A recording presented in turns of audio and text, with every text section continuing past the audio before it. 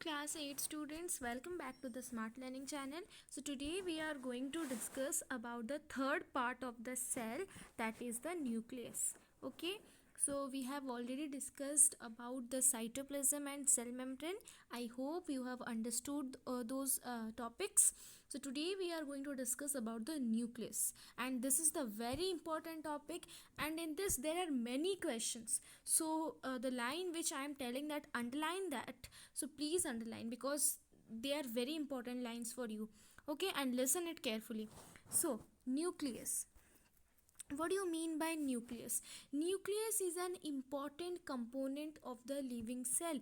Living cell का बहुत ही important component क्या है? न्यूक्लियस. ठीक है, ये क्या करता है कि सेल क्या काम करेगा, सेल क्या काम नहीं करेगा, ये सबको कंट्रोल करता है. We can say it as a control centre. ठीक है, एक कंट्रोल सेंटर होता है ना, जो कि सारा काम को कंट्रोल करता है. सेम वे न्यूक्लियस भी कंट्रोल सेंटर है सेल का, जो कि सारा काम को कंट्रोल करता है. ठीक है, और ये इसका शेप कैसा होता है? It is generally spherical and located in the centre of the cell. Suppose this is a cell, so इस सेल में सबसे सेंटर में ये लोकेट है, और इसका जो शेप है ये स्फेरिकल टाइप का है. Okay, so this is the nucleus. Clear? And nucleus can be stained and seen easily with the help of a microscope. और न्यूक्लियस को इजीली उसको कलर किया जा सकता है और उसको माइक्रोस्कोप से इजीली देखा जा सकता है. ठीक है, इसके लिए बहुत ही ये सब लैब में पॉसिबल है. लैब में आप न्यूक्लियस को कलर कर सकते हो. ब्लू मिथेलिन सोल्यूशन जो होता है उसको आप डाल के न्यूक्लियस कलर्ड हो सकता है, और इससे क्या होगा कि आप इजीली न्यूक्लियस का स्टडी कर पाओगे. किसके हेल्प से? माइक्रोस्कोप के हेल्प से. Clear? Nucleus is separated from the cytoplasm by a membrane called the nuclear membrane. So this is the cell. ये हम लोग का सेल है, और यहाँ पर क्या है? बहुत सारे साइटोप्लाज्म्स प्रेजेंट है ना, और भी बहुत कुछ प्रेजेंट है. तो न्यूक्लियस को साइटोप्लाज्म से अलग कौन कर रहा है? That is the nuclear membrane. That means this outer covering of the nucleus is called the nuclear membrane. और न्यूक्लियर के मेम्ब्रेन के अंदर ही न्यूक्लियस पाया जाता है. Clear? So this is called the nuclear membrane, और इसके अंदर पाया जाता है न्यूक्लियस. Remember it. तो न्यूक्लियस साइटोप्लाज्म से मिलना ये अच्छी बात नहीं है. तो न्यूक्लियस को साइटोप्लाज्म से कौन अलग कर रहा है? That is the nuclear membrane. और यहाँ पर आपको न्यूक्लियर मेम्ब्रेन का डेफिनेशन भी मिल गया है, तो प्लीज़ आप इसको अंडरलाइन कर ले कि what do you mean bye nuclear membrane. Nuclear membrane क्या होता है? Nucleus is a membrane which separate nucleus from the cytoplasm is called the nuclear membrane. I am repeating, a membrane which separates the nucleus from the cytoplasm is called the nuclear membrane. यहाँ पर आपको nuclear membrane का definition clear है? Okay, so this membrane is also porous and allows the movement of materials between the cytoplasm and inside of nucleus. तो जैसे cell membrane होता है वैसे ही न्यूक्लियर मेम्ब्रेन होता है. सेल मेम्ब्रेन में हमने क्या देखा था कि सेल मेम्ब्रेन पोरस होता है. जो चीज़ बाहर जाना चाहता है, जो चीज़ अंदर आना चाहता है, वो सब आराम से हो पाएगा. क्लियर है? सेम वे न्यूक्लियर मेम्ब्रेन भी पोरस होता है. जो सब्सटेंस को अंदर जाना है वो अंदर जा पाएगा, जो सब्सटेंस को बाहर आना है वो बाहर इजीली आ पाएगा. क्लियर है? So nuclear membrane is porous, और ये क्या करता है? मटेरियल्स को इनवर्ड आउटवर्ड करने के लिए मदद करता है. Now with a microscope of higher magnification we can see a smaller spherical body in the nucleus. It is called nucleoles. तो nucleoles क्या होता है?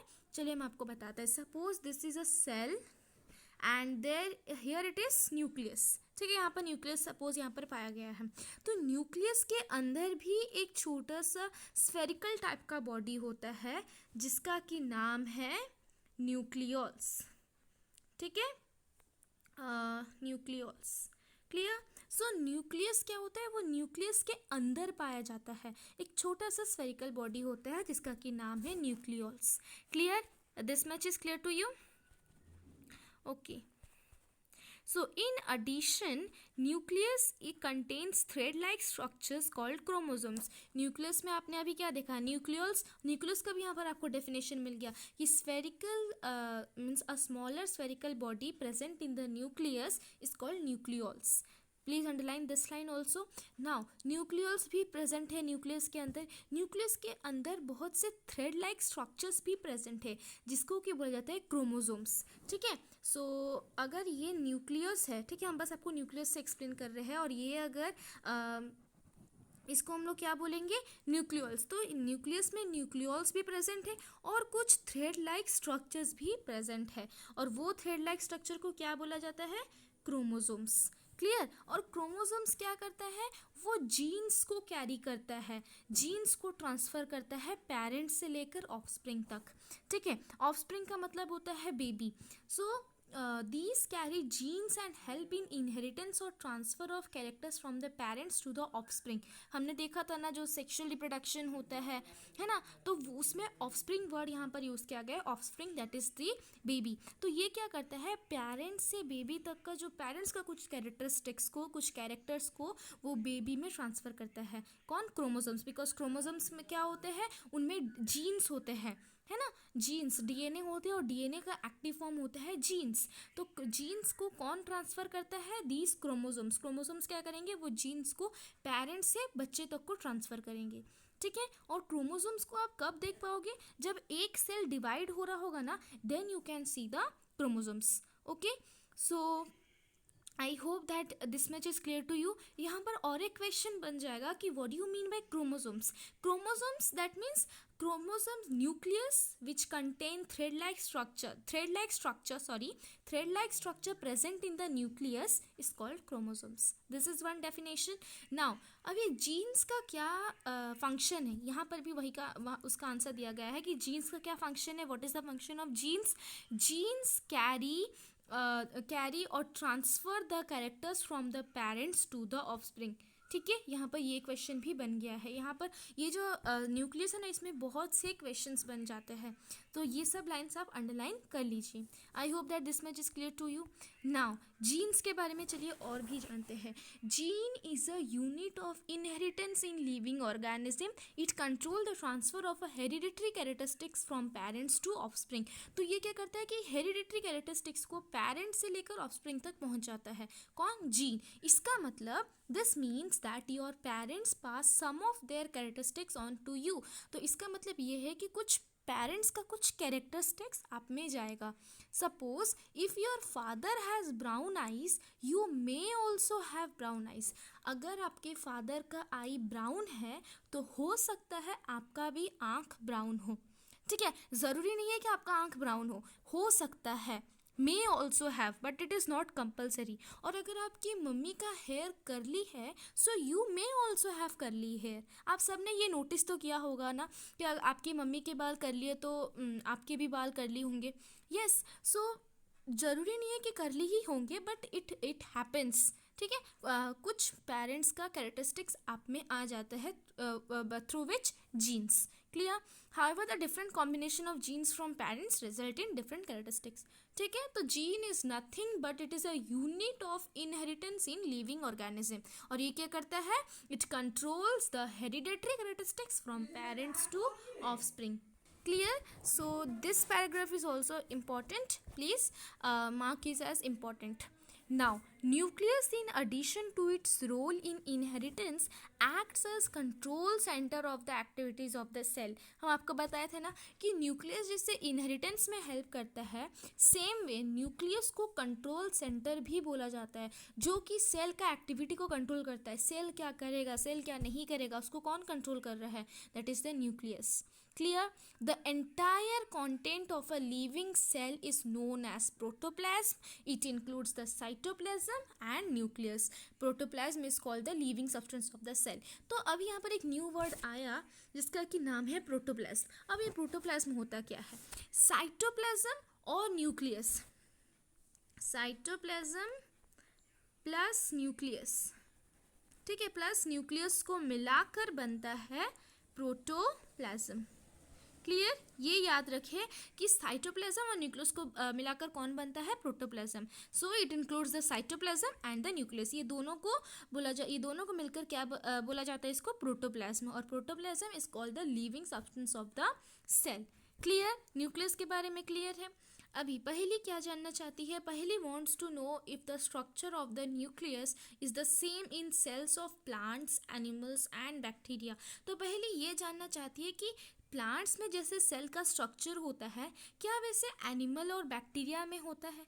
या बैक्टीरिया में जैसे सेल का स्ट्रक्चर होता है, क्या वो प्लांट और एनिमल में भी पूरा सेम होता है? ये वो जानना चाहती है. This answer is no.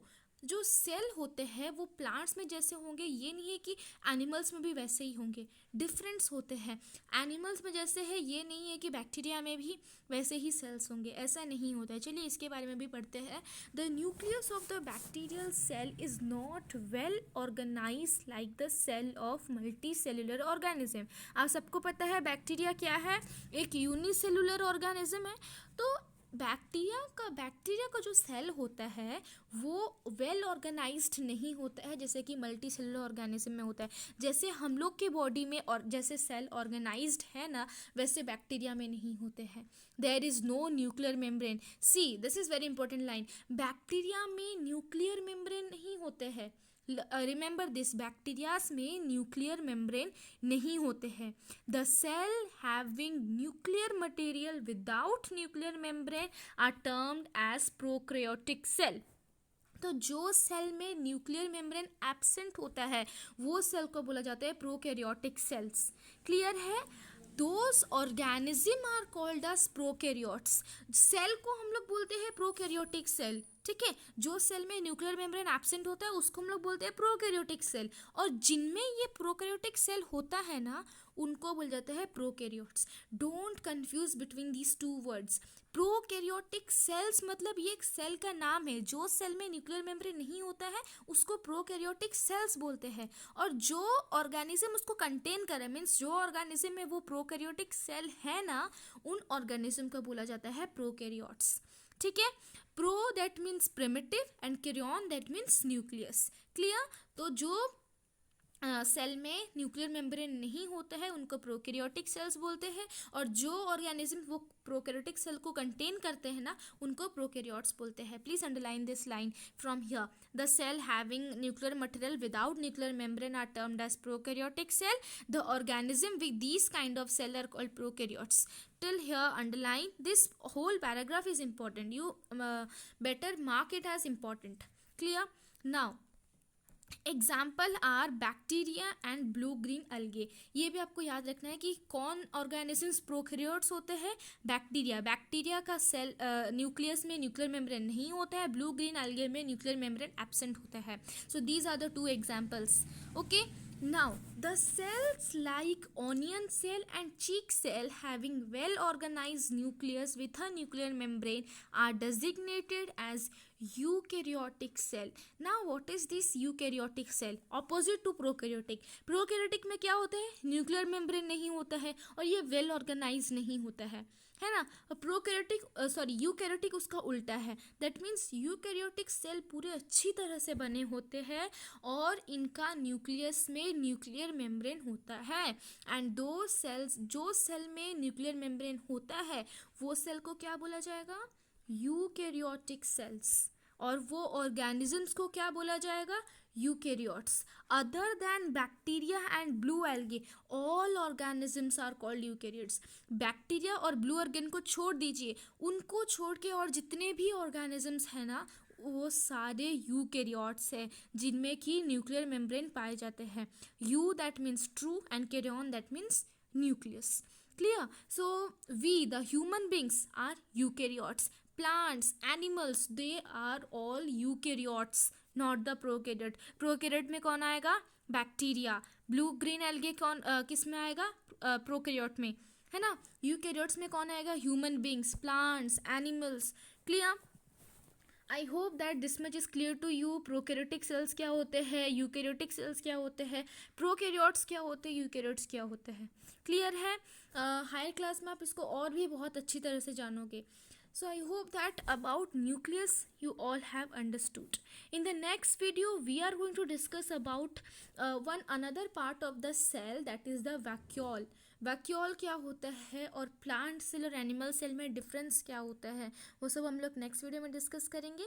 Okay और अगर आपको इसका एक्सप्लेनेशन अच्छा लगा then please like this video, share to your friends and subscribe to my channel. Okay, thank you so much students.